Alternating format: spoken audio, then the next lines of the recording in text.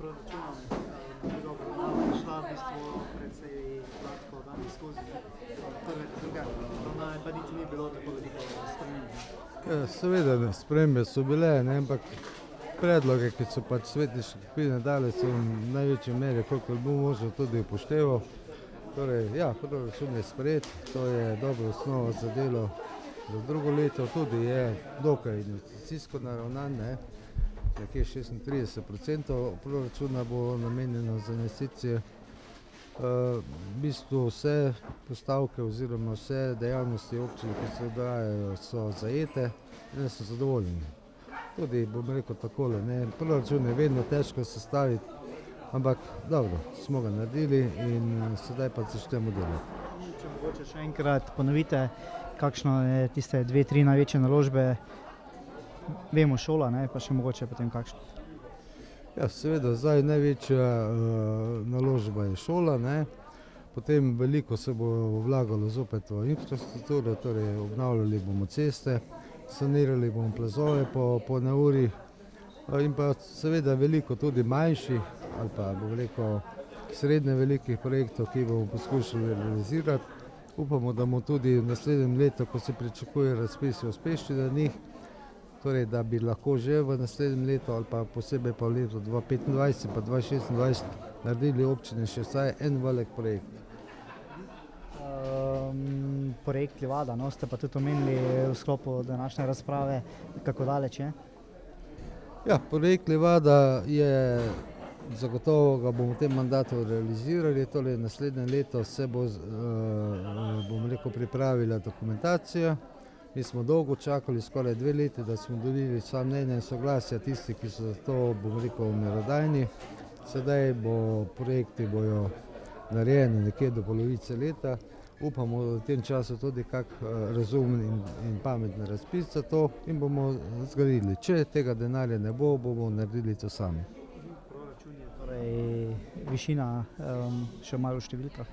Ja, dobro. Proračun je tu nekje dobrih 18 milijonov evrov, to je nekoliko manj kot preteklo leto, ampak še vedno je, bom rekel, ta povprečnina je nekaj pomagala, ne, seveda je pa to premalo, ker kot pravim, vedno sedaj poudarjam, nam stroški gredo gor, torej če ste poslušali danes, torej komunalne storitve se pač dvigujejo, socialni transferji in treba je biti zelo previden in tehten, ko, bom rekel, se odločimo do nekaterih postavkah.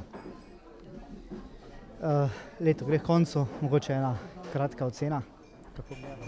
Ja, poglejte, moja ocena je za leto 2023 zelo dobra, torej mi smo naredili veliko. Če ste zgledali sedaj to zrcalo, ki smo ga izdali, ste videli, kaj se občin dogaja, ne samo z občinskim proračunom, tudi z denarjem strani države.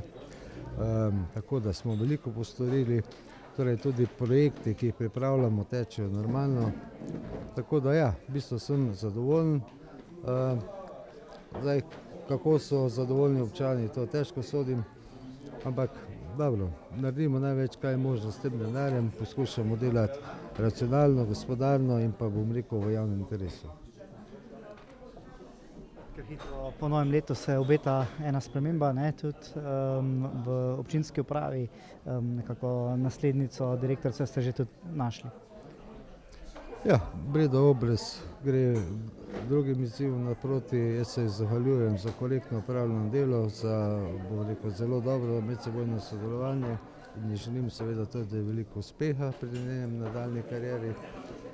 Bomo pa sedaj direktorico imenovali za vršilko dolžnosti, ne, torej Bojco, in jaz verjamem, da bo z izkušnjami, ki jih ima, to dobro vodila. Potem je pa nekje v jesenskem delu bi pa šli verjetno potem v razpis, pa se potem do konca odločili. Mogoče to na prejšnji seji, ne, ste govorili tudi o teh problematiki zapuščenih živali, se je to že zdaj kaj rešilo, leto gre h koncu, ne, tudi pogodba tista? Sedaj je zunaj, bomo dali sedaj zunaj razpis, bomo videli, kako to bo.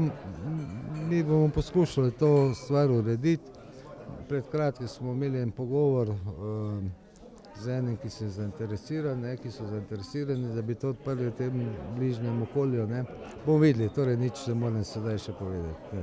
Kar se tiče sredstev, Mi pa sredstva proračuna imamo za njih zagotovljene, za opuščene živali, če bo potreba, bomo ta sredstva tudi povečali. Torej, dovolite mi, da ob izteku leta vsem občankam in občanom zaželim veliko lepega, torej predvsem zdravja, veliko nasmehov, veliko lepih dogodkov in tudi to, da ne pozabimo, da živimo v lepem okolju, v mirnem okolju in da ne pozabimo na tiste, ki niso tako srečni kot smo mi, ki okoli nas trpijo. In če drugače ne moremo pomagati, pomagamo s tem, da mislimo na njih.